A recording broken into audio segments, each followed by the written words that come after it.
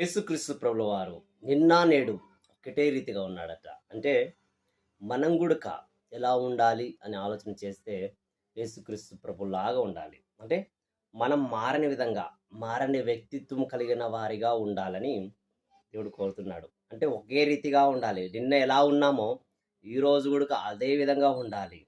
అదే విధంగా మనం నడుచుకోవాలి. అలాగే మనం ప్రవర్తించాలి. అలాగే మనం మాట్లాడాలి.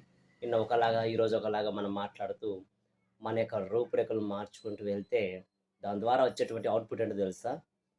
మనం పతనానికి పడిపోతున్నాం. అందుకే బైబిల్ అంటది, నాశనానికి ముందు గర్వం నడుస్తుందట.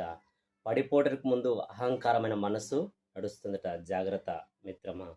ఆలోచించి దేవుని వైపు అడుగులు వేస్తూ ముందుకెళ్తే ఖచ్చితంగా దేవుడు ఏ విధంగా అయితే ఒకే రీతిగా ఉన్నాడో అదే రీతిగా అన్ని కూడా ఒకే రీతిగా ఉండి దేవుని మహిమపరిచి తద్వారా అన్ని కూడా దేవుని రాజ్యంలో చోటు దక్కించుట